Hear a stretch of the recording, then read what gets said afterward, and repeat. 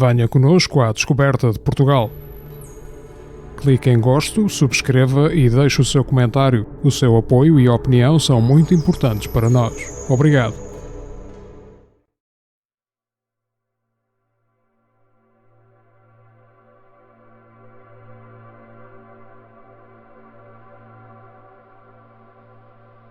A Serra de Sintra ocupa um lugar muito particular desde a antiguidade, sendo-lhe atribuído o nome de Mons Sacer, Monte Sagrado, pelos autores romanos Varrão e Columela.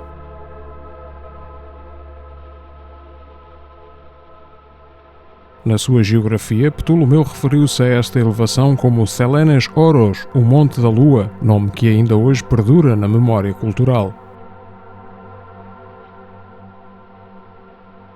Local gerador de mitos e lendas, aqui se diziam vaguear as éguas fecundadas por Zéfiro, deus grego do vento do oeste, que pariam potros mais velozes que o vento.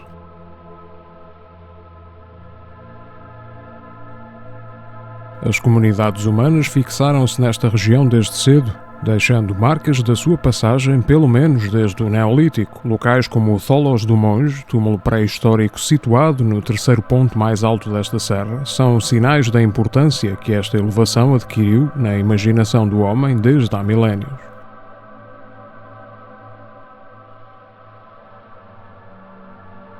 Aqui cultuaram os romanos, em sítios como o Santuário ao Sol e à Lua, na Praia das Maçãs, onde séculos mais tarde os muçulmanos estabeleceram um ribat para celebrarem a sua fé.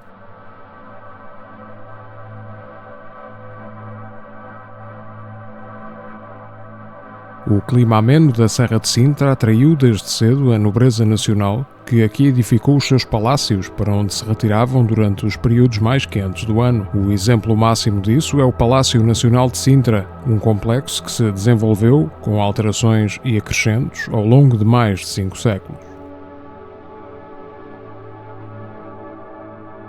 A aura etérea destes bosques e rochedos teria o seu ápex no século XIX, com a ascensão do romantismo e a afirmação de Sintra como o Éden glorioso, conforme foi qualificada pelo poeta britânico Lord Byron. Por toda esta paisagem emergem impressionantes palácios de arquiteturas revivalistas que revelam o fascínio da época com a Idade Média, os mundos fantásticos da literatura e o profundo esoterismo que permeava o pensamento dos seus proprietários. A exuberância de palácios como os de Monserrate, Setiais ou Regaleira é apenas ofuscada pelo dramatismo colorido do Palácio da Pena, que se impõe majestosamente na paisagem de Sintra.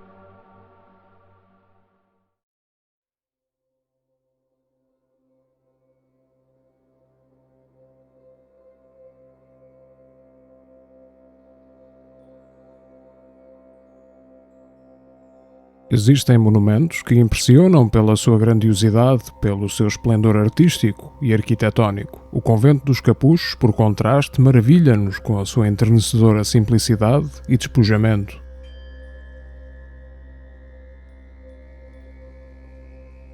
Fundado em 1560 pelos frades franciscanos capuchos da Serra da Rábida, onde edificaram outro marcante convento sobranceiro ao mar, foi patrocinado por Dom Álvaro de Castro.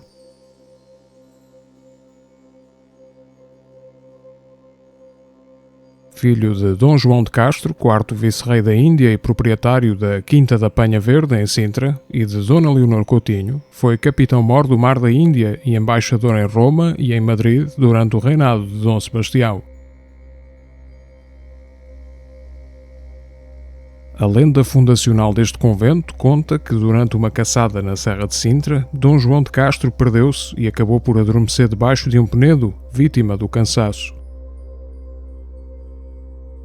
Em sonho, ter-lhe-ia sido revelada a necessidade de edificação de um templo cristão naquele local. Acabaria por transmitir essa obrigação ao filho, Álvaro de Castro, que ali fundou o Convento dos Capuchos.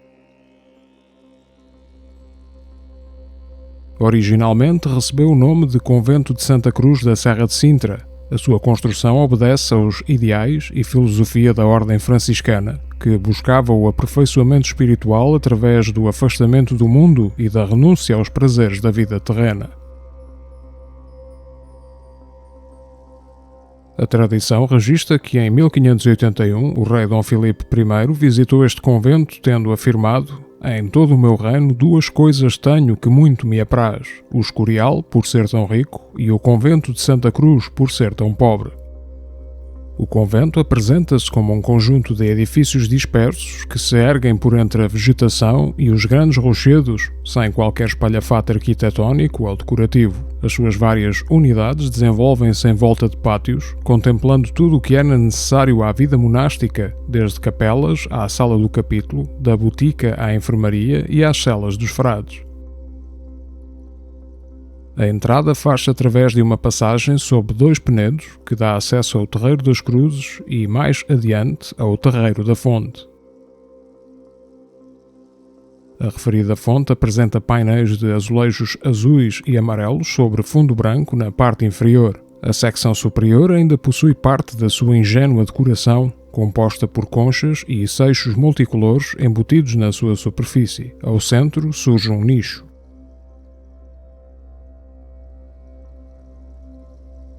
A entrada nos edifícios monásticos faz-se através de uma portaria alpendrada com chão lajeado, contendo vestígios de 2 túmulos e com cobertura forrada em cortiça. Ao centro surge um espaldar recortado com um nicho em arco abatido no meio, que foi decorado com seixos e fragmentos cerâmicos. Na parede esquerda existe a porta de acesso à igreja, encimada por uma pedra mármore inscrita e por uma cruz feita de conchas e seixos, assim como um baixo relevo representando a Virgem com o menino. Por último surge a porta de acesso ao convento, também conhecida como Porta da Morte. Ao meio vê-se uma grande cruz de madeira, emoldurada por seixos e concha. Na parede do lado direito pode ver-se um baixo relevo com a representação da Virgem e do Menino, que pôs a sua mão sobre a cabeça do fundador, Dom Álvaro de Castro. Acima, dentro de um frontão triangular, surge o Cristo Pantocrator.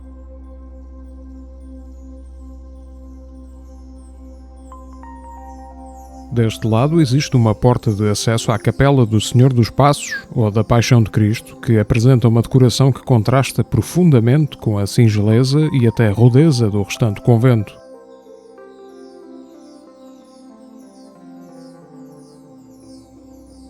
Surge totalmente revestida a azulejos, em azul sobre fundo branco, do século XVIII, existindo um nicho em arco de volta perfeita ao meio, onde outrora estava uma imagem do Senhor dos Passos.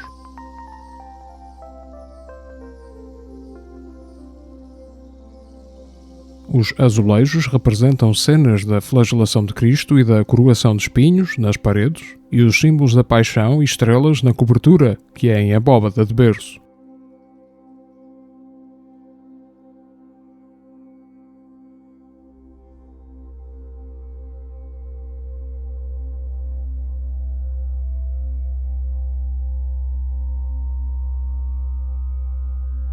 No teto do alpendre, forrado na omnipresente cortiça, surgem representados alguns motivos em forma de flores.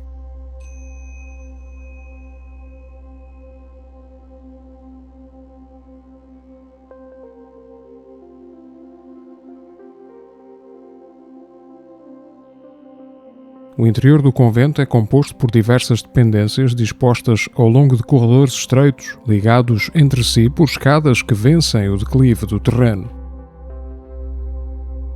Os tetos são revestidos a cortiça, sendo os vãos e as portas molduradas com o mesmo material. Os pavimentos são lajeados. Próximo da entrada ficam alguns alojamentos para religiosos visitantes.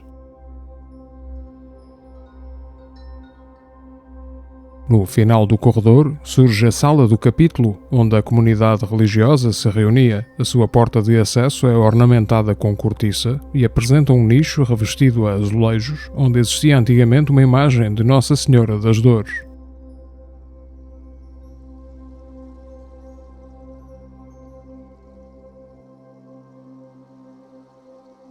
O refeitório possui uma laje de grandes dimensões que era utilizada como mesa e que foi mandada arrancar na serra e oferecida aos frades pelo cardeal Dom Henrique, cerca de 1580.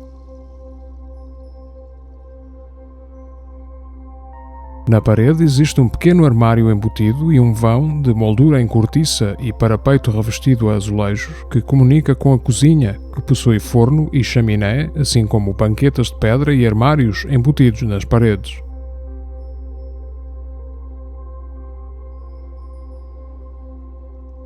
A cozinha surpreende pelas suas dimensões, tendo em conta que servia somente uma comunidade de 8 frades que faziam uma alimentação quase totalmente vegetariana.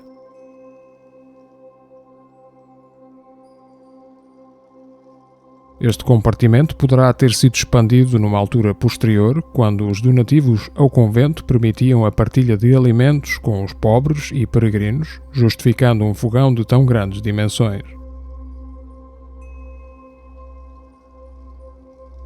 A água utilizada para lavar os recipientes e utensílios era depois reaproveitada na rega das hortas.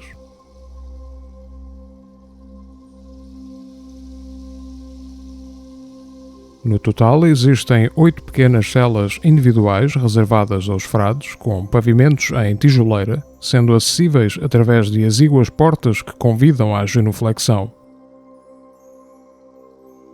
O corredor das celas, que serpenteia por entre rochedos, era restrito aos frades que aqui residiam. O interior da cela era um local onde os religiosos podiam estar a sós com Deus. Os frades não dormiam em camas, mas sim no chão das exíguas celas, sendo apenas consentido o conforto proporcionado por uma esteira feita em palha ou por uma placa de cortiça. O convento possuía também um compartimento sem janelas, designado como Sala da Penitência, reservada ao recolhimento completo na obscuridade para meditação e reflexão sem quaisquer distrações. O complexo incluía celas para doentes, separadas das dos frades, assim como uma botica, espaço onde eram armazenados os medicamentos. Junto à sua entrada existe um braseiro onde era fervida a água utilizada na preparação de tisanas medicinais e, possivelmente, queimadas ervas aromáticas para purificar o ar. Existia ainda uma biblioteca que albergava um respeitável acervo bibliográfico, cujo paradeiro se desconhece após a extinção das ordens religiosas no século XIX, altura em que o recheio do convento foi vendido em asta pública.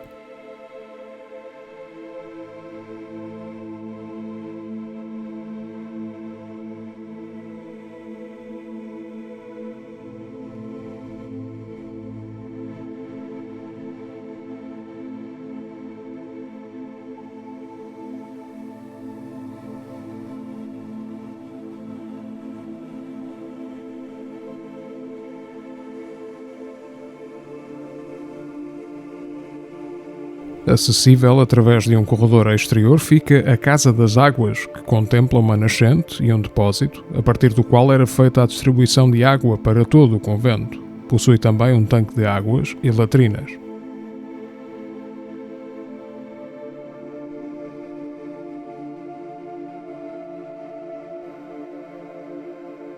No claustro ou pátio do tanque, que é murado, encontra-se ao centro uma fonte octogonal. Surge rodeado por uma densa floresta composta por vegetação autóctone, espaço privilegiado de contemplação.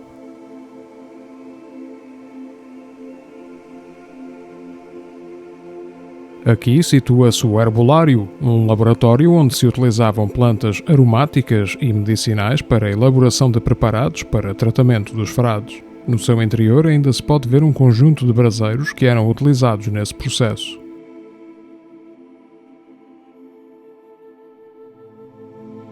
Encontra-se aqui também o celeiro, onde eram guardadas as provisões do convento. Este espaço é hoje ocupado pelo núcleo museológico do Convento dos Capuchos, onde estão expostas algumas peças aqui recolhidas em escavações arqueológicas. Neste claustro destaca-se a ermida de Santo António ou do Senhor do Horto, com fachada voltada para o pátio e cuja entrada é antecedida por um pequeno alpendre, acessível através de uma escadaria.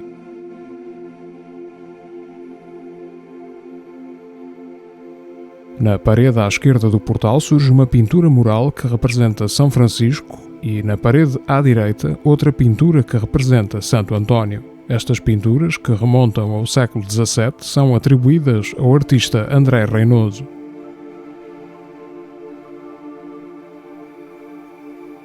O interior é de planta retangular, sendo iluminado através de um óculo situado sobre o portal. As paredes apresentam pinturas murais que se estendem à cobertura, que é em abóbada de berço.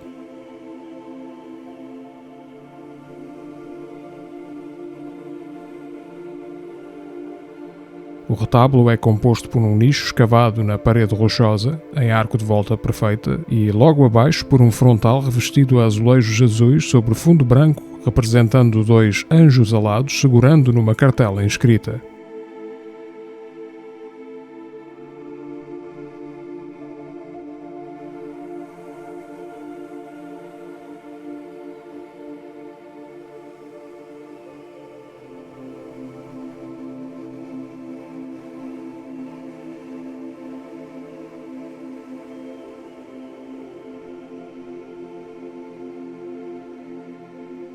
Todo o complexo edificado do Convento dos Capuchos é rodeado por uma verdejante paisagem integrada na sua cerca, onde se vão descobrindo marcas da vivência dos frades, desde um forno de pão a muros de pedra que limitavam a área conventual, passando por escadarias e caminhos em que foi utilizada a pedra tão abundante nesta Serra de Sintra.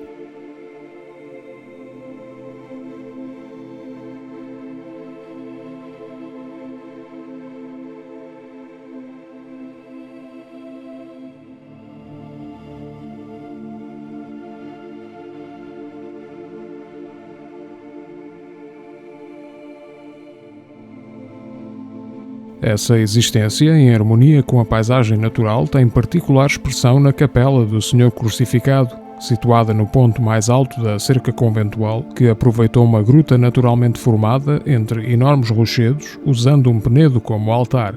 Daqui, avista-se o mar.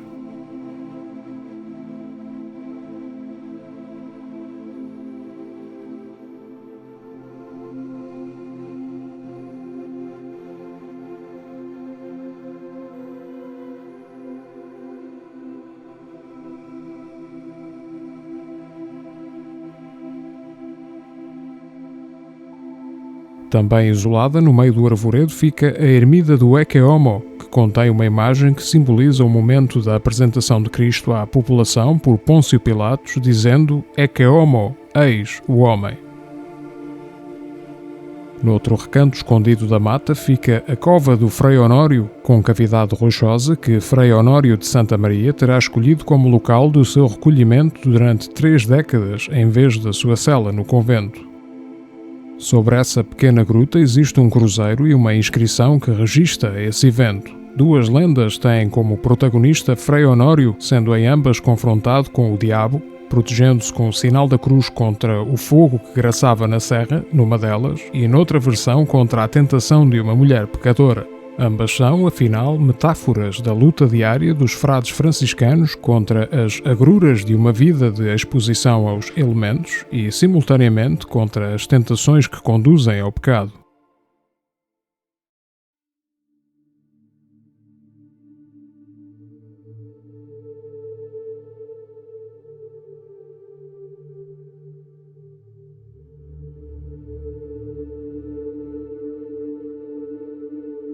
A Capela de Nossa Senhora da Pena, mais tarde Peninha, foi fundada em 1690 por Frei Pedro da Conceição, com o patrocínio real de Dom Pedro II. Situada a 488 metros de altitude, permite avistar uma extensa paisagem que vai da Serra da Arrábida e Cabo Espichel, a sul, até ao Cabo Carvoeiro e às Berlengas, a norte.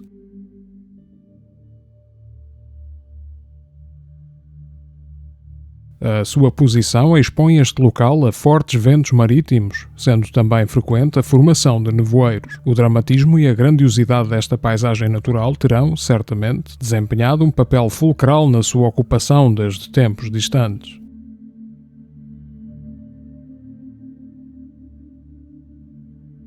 A construção da Capela de Nossa Senhora da Peninha está associada a uma lenda que remonta ao século XVI e que foi registada por escrito pela primeira vez em 1707 por Frei Agostinho de Santa Maria.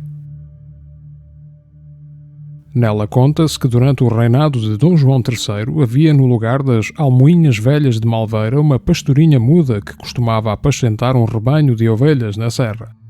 Certo dia, uma ovelha branca do seu rebanho fugiu, parando apenas no alto de um penhasco que, por ser mais pequeno que outros daquela fragosa serra, lhe chamaram a Peninha. A pastorinha, toda lacrimosa pelo excessivo trabalho em que a pusera, chegou ao alto do rochedo e viu uma menina muito formosa que estava junto da ovelha e que lhe perguntou o que buscava.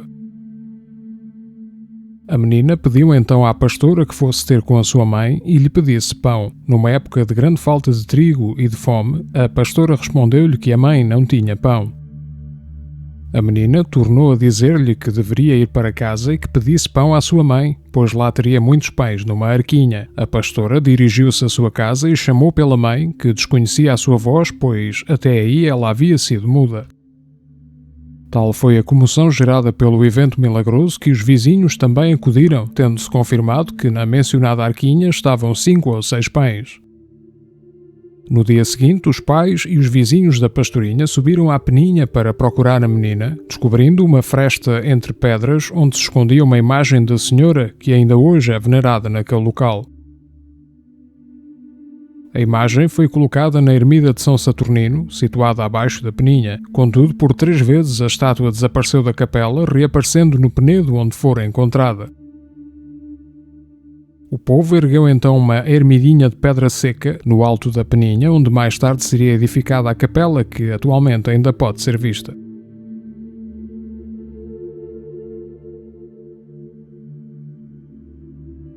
Uma segunda versão da lenda refere-se a 6 marinheiros que se tinham perdido no mar, tendo prometido que ofereceriam uma capelinha à primeira terra que avistassem. O primeiro monte que viram foi a Peninha, tendo ali construído a prometida capela.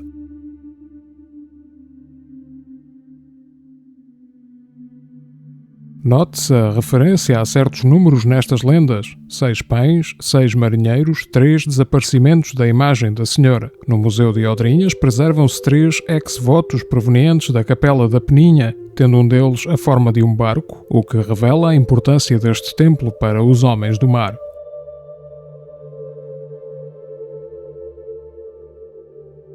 Uma terceira lenda ligada à Peninha indica que no lado de trás da capela existe uma pedra com as pegadas deixadas pela burrinha que carregava a Nossa Senhora. Quando a sua imagem apareceu e foi colocada na ermida de São Saturnino, abaixo do penedo, ela quis voltar para o sítio das pegadas da burrinha.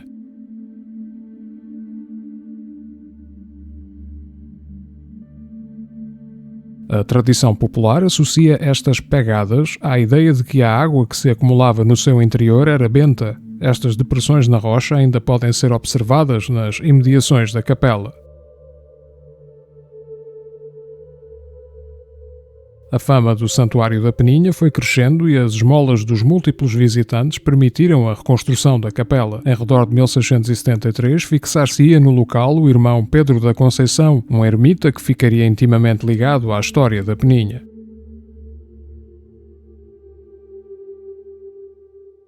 Este oficial de pedreiro terá sido responsável pela construção da escadaria que conduz até à capela no cimo da penedia, substituindo a anterior que obrigava a uma perigosa subida entre os rochedos. Também lhe é atribuída a edificação das casas onde eram acolhidos os romeiros. Em frente à capela situa-se a campa rasa de Pedro da Conceição, onde consta a inscrição: aqui jaz o ermitão de Nossa Senhora da Peninha. O irmão Pedro pede um Padre Nosso e uma Ave Maria pelos benfeitores.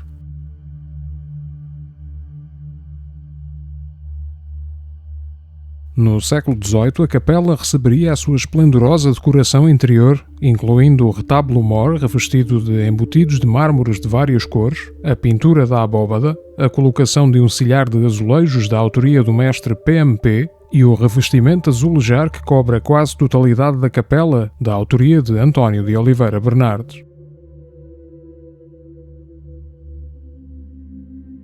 As casas construídas para os romeiros nos séculos XVIII e XIX acabariam por ficar arruinadas e, cerca de 1918, o empresário António Augusto de Carvalho Monteiro, detentor de vasta fortuna e proprietário da Quinta da Regaleira, comprou este espaço para aqui construir outro palácio.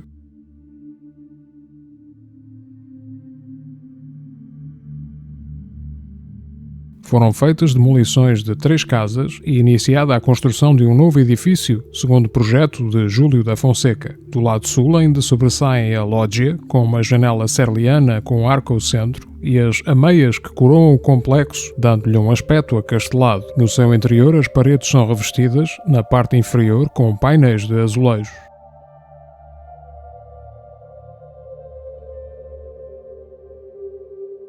Este palácio ficaria inacabado na sequência do falecimento de Carvalho Monteiro em 1920, sendo que o seu proprietário seguinte também não conseguiria terminar o projeto originalmente idealizado.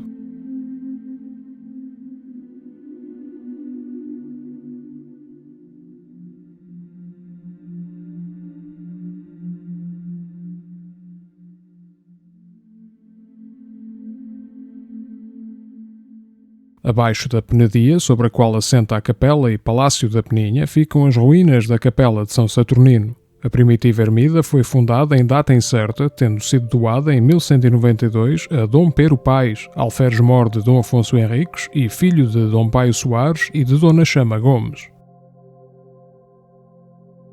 Esta doação foi feita pelo rei Dom Sancho I, sendo Dom Pero Paes tido como uma pessoa muito estimada e ilustre no seu tempo, tendo aqui assumido o papel de ermitão. Contudo, não tendo ali encontrado a solidão que buscava, este religioso ficaria depois recolhido, até à sua morte, no mosteiro de São Vicente de Fora, em Lisboa, que herdou a capela até 1834, altura em que foram extintas as ordens religiosas. Escavações arqueológicas promovidas pelo Parque Natural de Sintra-Cascais revelaram evidências dos alicerces dessa construção medieval, situadas a oeste da capela que ainda podemos ver. Foi também descoberta uma necrópole composta por sepulturas escavadas na rocha, utilizada entre os séculos XII e XVI, um caminho feito em lajes e ladeado por blocos de pedra e uma cisterna escavada na rocha de forma semicilíndrica.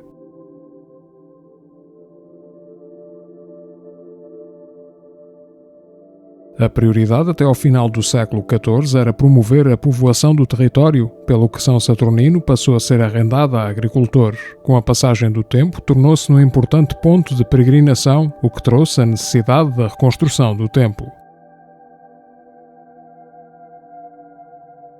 A construção original foi demolida e a capela, cujas ruínas ainda podemos ver atualmente, foi edificada em meados do século XVI, sendo reformulada no século XVII. Apesar da relevância deste local sagrado, a recorrência de episódios tidos como profanos durante as noites levaram os padres de São Vicente de Fora a fechar as portas da capela em 1683, sendo o seu espólio repartido por igrejas das redondezas, como a de Alcabidez.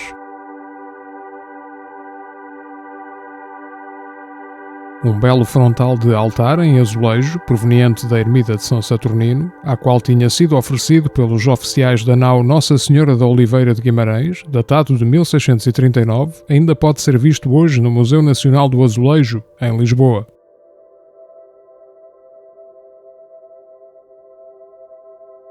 A invocação desta capela a São Saturnino tem despertado várias dúvidas e outras tantas teorias. Este santo, que viveu no século III, foi enviado para a Gália, onde se tornaria, segundo a tradição, o primeiro bispo de Toulouse, tendo sido martirizado em 257.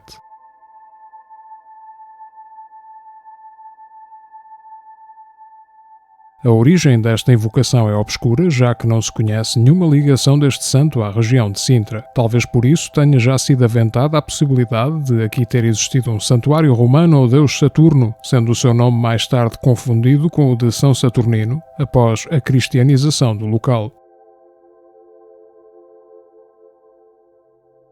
Com a construção da capela de Nossa Senhora da Peninha, mais acima, iniciou-se o percurso de abandono e ruína da ermida de São Saturnino. Foi aproveitada como habitação e até à década de 1960 foi utilizada como palheiro.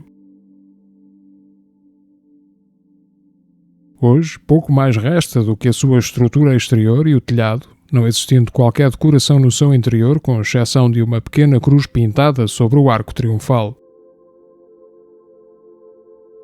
O conjunto natural e monumental da Peninha constitui um dos mais impressionantes locais da Serra de Sintra, onde se cruzam histórias, crenças, lendas e enigmas perenes que fascinam todos aqueles que o visitam.